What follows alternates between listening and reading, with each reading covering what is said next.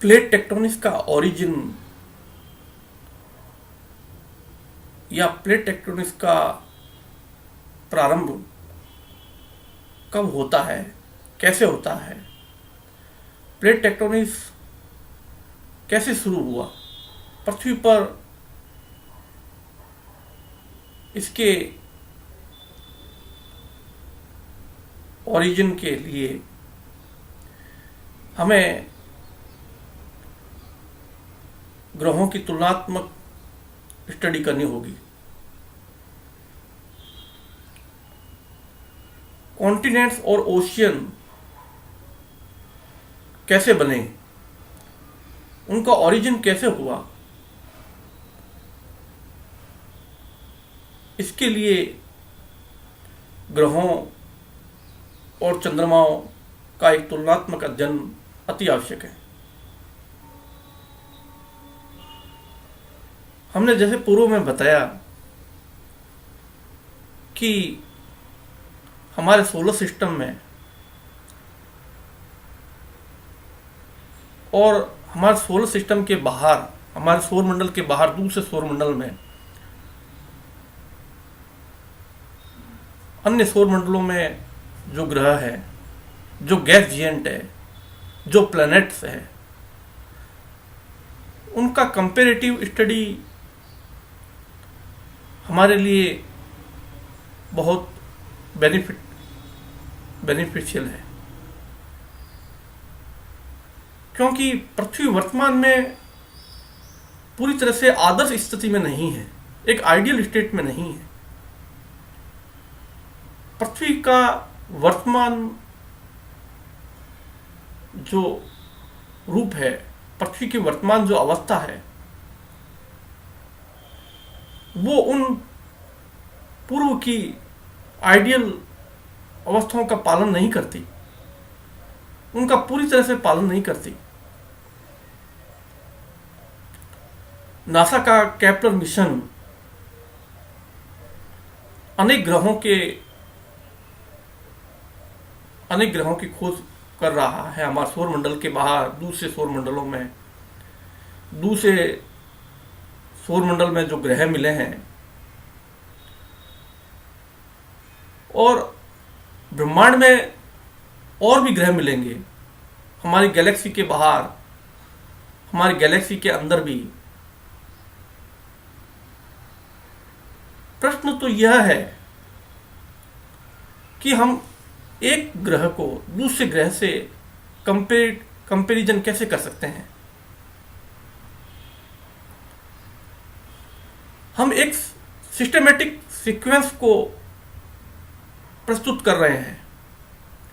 Jupiter और Saturn के बीच के कई ग्रह खोजे जा चुके हैं,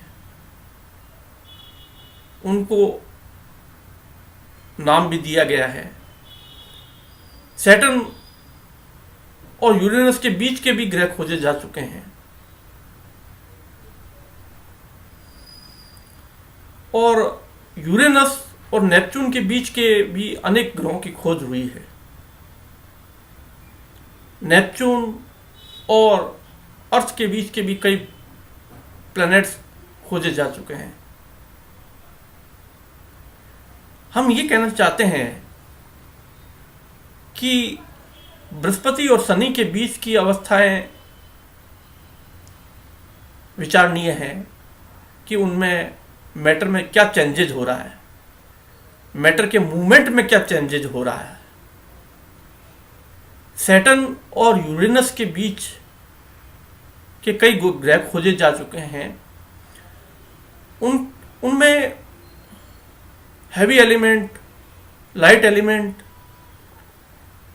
और किस प्रकार से मैटर में परिवर्तन चल रहे हैं, किस प्रकार से उनमें मैटर की मूवमेंट है। यूरेनस और नेपच्यून के बीच के ग्रह ये बताते हैं कि धीरे धीरे कैसे सॉलिडिफिकेशन होता जा रहा है, किस प्रकार से मैटर में चेंजेज नेक्स्ट प्लैनेट की अवस्था को इंडिकेट करते हैं। नेपच्यून के बाद सुपर अर्थ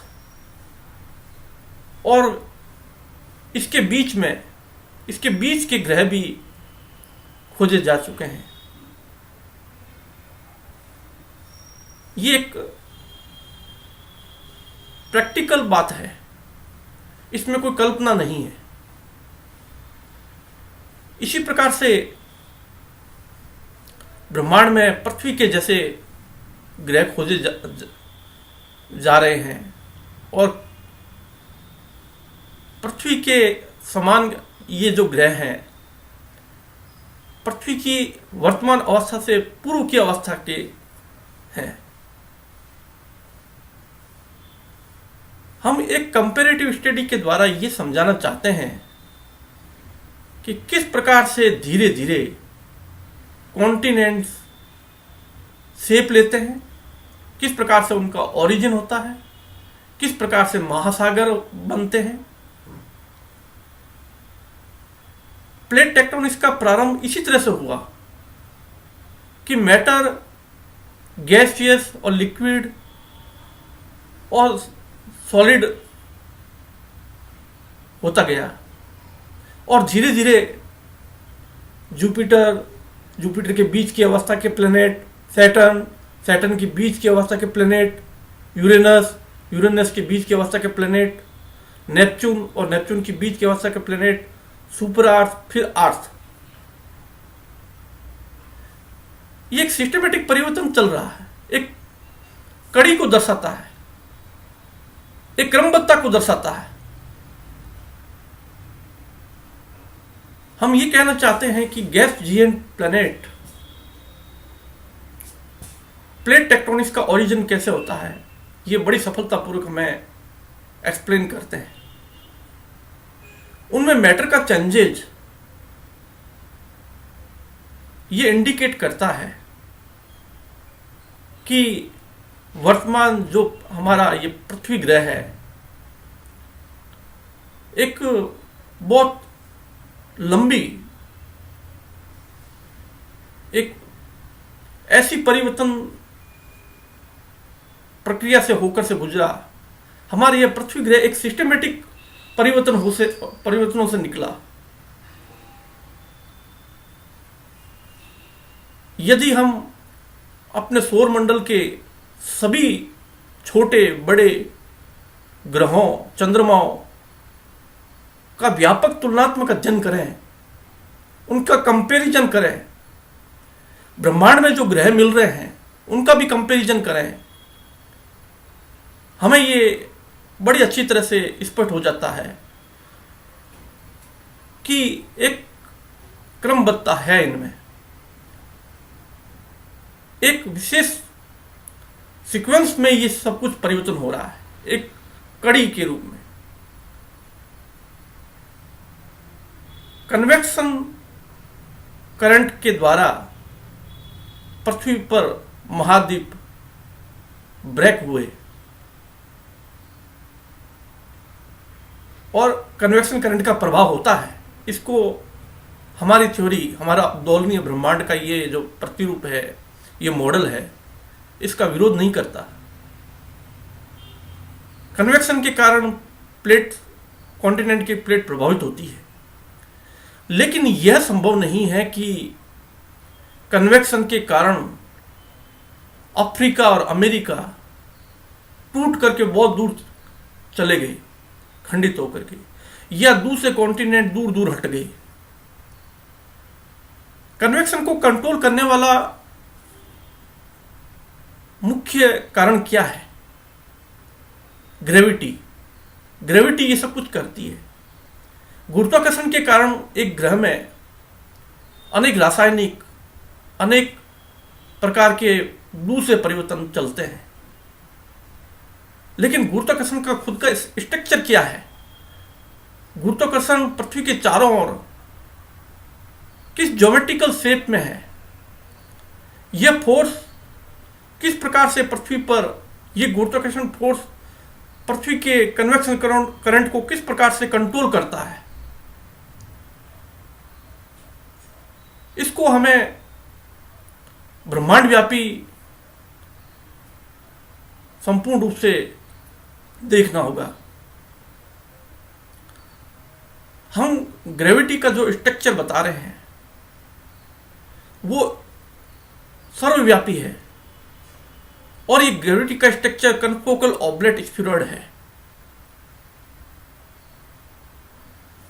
हमारा मुख्य उद्देश्य यह है कि जियोलॉजी और जियोफिजिकल प्रोसेस से जो होती है, पृथ्वी में जो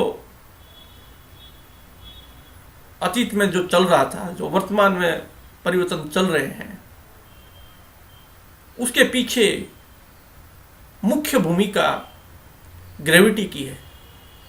उसके पीछे ग्रेविटी का यूनिवर्सल स्ट्रक्चर है। वो यूनिवर्सल स्ट्रक्चर एक ऑब्लेट स्फीरॉइड की शर्तों को के अनुसार ही चलता है। ऑब्लेट स्फीरॉइड की प्रॉपर्टीज हमने बताई, और पृथ्वी का जियोलॉजिकल चेंजेज, उसके जियोफिजिकल चेंजेज ग्रेविटी के कारण है। कन्वेक्शन इसका कारण नहीं है। कन्वेक्शन को तो पृथ्वी का ग्रेविटी स्ट्रक्चर ही कंट्रोल कर रहा है। हमारे सामने मुख्य बात यह है कि पृथ्वी की उत्पत्ति सूर्य से पदार्थ के निकलने और फिर वो पदार्थ आपस में जुड़ने से, इस प्रकार से पृथ्वी की उत्पत्ति नहीं हुई, या किसी भी ग्रह की ऐसे उत्पत्ति नहीं होती। चाहे हमारे सौरमंडल के दूसरे ग्रह हो, चाहे हमारी पृथ्वी हो, छोटे बड़े चंद्रमा ग्रह इस प्रकार से उत्पन्न नहीं होते। पृथ्वी का जन्म, जैसा कि हम पहले बता चुके हैं कि बृहस्पति शनि में बदला, शनि यूरेनस में बदला, यूरेनस नेपच्यून में बदला, नेपच्यून सुपर अर्थ में, और सुपर अर्थ से फिर अर्थ में। इस प्रकार से पृथ्वी का जन्म हुआ। हमें जो ब्रह्मांड व्यापी जो द्रव्य में परिवर्तन होते हैं, कि किस प्रकार से अन्य सौरमंडलों में, हमारे सौरमंडल से बाहर दूसरे सौरमंडलों में जो ग्रह मिले हैं, जो रॉकी प्लैनेट मिले हैं, जो गैस जिएंट प्लैनेट मिले हैं, उनकी एक विशेष सीक्वेंस बनती है, और ध्यानपूर्वक उस सीक्वेंस को, उसमें परिवर्तनों को नोट करें। हम ध्यानपूर्वक हम देखें कि बृहस्पति का भविष्य क्या है, शनि का भविष्य क्या है, यूरेनस का भविष्य क्या है, नेपच्यून का भविष्य क्या है। ये गैस जिएंट के रूप में अंत नहीं होगा इनका। एक गैस जिएंट का अंत गैस जिएंट नहीं है, इसका फ्यूचर है, इसका भविष्य है, इसका अतीत भी है। पृथ्वी का अतीत है गैस जिएंट। पृथ्वी पूर्व में, अगर इसके बैक हिस्ट्री में जाएं तो धीरे धीरे इसका साइज बड़ा था। जैसे नेपच्यून है, जैसे यूरेनस है, जैसे सैटर्न है, जैसे जुपिटर है, इस तरह से पृथ्वी छोटे से बड़े विराट रूप में फैले, उस समय बड़े आकार में थी। लगातार इस प्रकार से निचोड़े जाने के कारण, लगातार इस प्रकार से कसआउट होने के कारण, लगातार इस प्रकार से ऑसिलेशन के कारण इसमें से मैटर निकलता गया और ये सिकुड़ती गई। इस प्रकार से ट्विस्टिंग होने से और खुलने से, जैसे हम एक तौलिए को निचोड़ते हैं, जैसे एक कपड़े को निचोड़ते हैं, गीले कपड़े को या तौलिए को निचोड़ने पर उसमें से पानी बाहर निकलता है, इस प्रकार से पृथ्वी का प्रारंभिक वो स्वरूप था जैसे हम वर्तमान में देख रहे हैं, बृहस्पति में एटमॉस्फेयर किस प्रकार से मूवमेंट कर रहा है, शनि में किस प्रकार से मूवमेंट कर रहा है, यूरेनस में किस प्रकार से मूवमेंट कर रहा है, और नेपच्यून में किस प्रकार से मूवमेंट कर रहा है। इस मूवमेंट की तुलना पृथ्वी के कॉन्टिनेंट के शेप से करते हैं, और डिफरेंशियल रोटेशन का मतलब कि अलग अलग लेटीट्यूड पर अलग अलग वेलोसिटी से एटमॉस्फेयर लेयर्स घूम रही है, चल रही है। सारा इनर और आउटर मैटर, उसकी जो डायनेमिक है, उसका जो मोशन है, वो अलग अलग वेलोसिटी से चल रहा है। ये अलग अलग वेलोसिटी से जो मूवमेंट है, इसी ने भविष्य में जाकर के कॉन्टिनेंट को ऐसी शेप दी। और प्लेट टेक्टोनिक्स का origin convergent plate motion, divergent plate motion, transform, इस प्रकार से जो ये मोशन है, ये उस पृथ्वी के अतीत के कारण है, जब ये गैस जिएंट से होकर के निकली। हम ये तुलना क्यों कर रहे हैं? क्या ये तर्कसंगत है? हम दूसरे प्लेनेट, टेरेस्ट्रियल प्लेनेट से पृथ्वी के कोई तुलना करते हैं उसकी जियोलॉजी को समझने के लिए, लेकिन गैस जिएंट से हम तुलना क्यों नहीं करते पृथ्वी को समझने के लिए, प्लेट टेक्टोनिक्स के ओरिजिन को समझने के लिए, कॉन्टिनेंट की शेपिंग को समझने के लिए। ये कॉन्टिनेंट का ओरिजिन, उसकी शेपिंग, प्लेट टेक्टोनिक्स का ओरिजिन, पृथ्वी का जन्म, हमें ध्यानपूर्वक एक कंपैरिजन से समझ में आता है। ये कंपैरेटिव स्टडी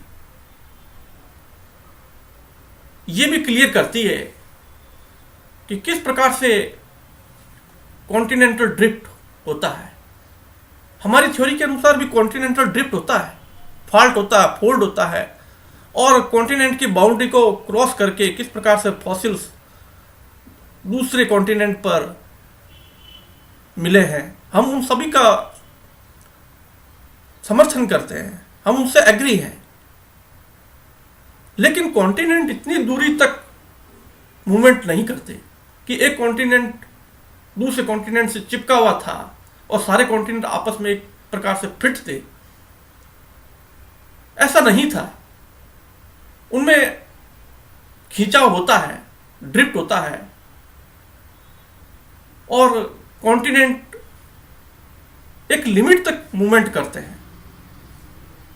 लेकिन इतनी दूरी से कि अफ्रीका और अमेरिका दूर दूर हट गई और इंडियन प्लेट एशियन प्लेट से आकर के टकराई,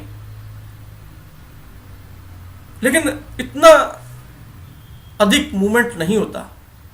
एशियन प्लेट से इंडियन प्लेट टकराती है, ये एक दूसरे के अंदर घुस भी रहे हैं। इससे माउंटेन उभर करके, हिमालय जैसा माउंटेन उभर करके ऊपर आया। हम जियोलॉजी की किसी भी बात का या जियोलॉजी के किसी भी पार्ट का विरोध नहीं कर रहे हैं, लेकिन कॉन्टिनेंट आपस में चिपके हुए नहीं थे, कॉन्टिनेंट आपस में जुड़े हुए नहीं थे। ऐसा हमारे पास में लार्ज स्केल पर कोई प्रमाण नहीं है कि कैसे ये एक दूसरे से ब्रेक होकर इतनी दूर चले गए। सी फ्लोर स्प्रेडिंग होता है, पृथ्वी इस प्रकार से जब दबती है और साथ में ट्विस्ट होती है। ये ध्यान रहे कि हम वेरिएबल ऑब्लेटनेस की जो व्याख्या कर रहे हैं, जैसे कि हम पहले की कड़ियों में करते आए हैं, पृथ्वी की आकृति इस प्रकार से चेंज होती है, इस प्रकार से चेंजेस नहीं होता। और इस प्रकार से फैलाव नहीं होता। इस प्रकार से फैलना और सिकुड़ना, इस प्रकार से ऊपर सिकुड़ना और फैलना, पोलर रेडियस और इक्वेटोरियल रेडियस में चेंजेस होता है, लेकिन किस प्रकार से होता है ये हम अपने ऑसिलेटरी मॉडल से समझा रहे हैं। कॉन्टिनेंट्स की मूवमेंट हमारी थ्योरी एक्सेप्ट करती है, ऑसिलेटरी मॉडल इसका सपोर्ट करता है। कॉन्टिनेंट्स के किनारे भी एक जैसे सिमिलर कोस्ट लाइन, इसकी भी हमारी व्याख्या करती है। किस प्रकार से कॉन्टिनेंट के एक हिस्से पर जो रॉक्स मिली है, दूसरे कॉन्टिनेंट्स पर भी वैसी रॉक्स मिली है, हमारा इससे कोई विरोध नहीं है। हम ये कहते हैं कि आप ध्यान से नोट कीजिए कि जुपिटर में एक स्थान से पदार्थ दूसरे स्थान पर कैसे पहुंच रहा है और वापस उस स्थान पे से पूर्व वाले स्थान पे किस प्रकार से मूवमेंट चल रहा है। शनि में भी किस प्रकार से पदार्थ एक स्थान से दूसरे स्थान पर पहुंच रहा है, कैसे उसमें गति कर रहा है, कैसे वो आगे बढ़ रहा है, और दूसरा लेयर है वो अपोजिट डायरेक्शन में चल रही है। पृथ्वी में वर्तमान जो डिफरेंशियल रोटेशन है बहुत धीमा है, क्योंकि पृथ्वी डैम्प होती जा रही है, धीमी पड़ती जा रही है। उसकी जो अपने अक्ष पर रोटेशन है वो भी वेरिएबल है, वो भी कांस्टेंट नहीं है।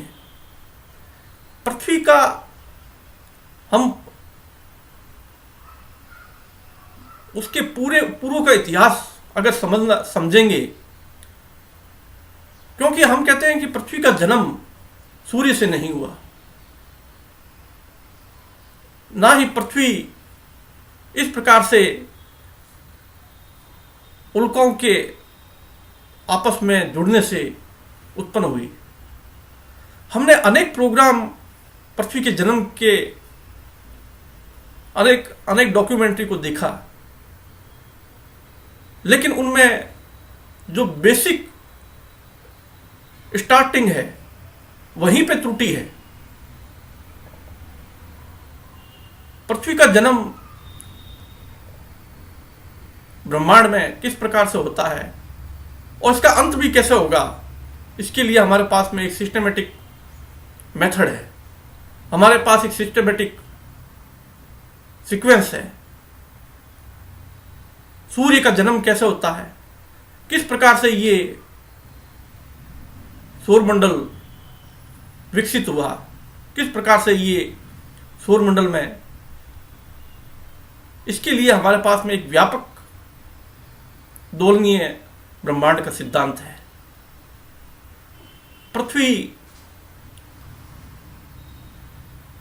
एक बहुत ही सिस्टमेटिक, एक व्यवस्थित ढंग से कन्वर्जन से होकर के गुजरी, एक रूपांतरण से होकर गुजरी।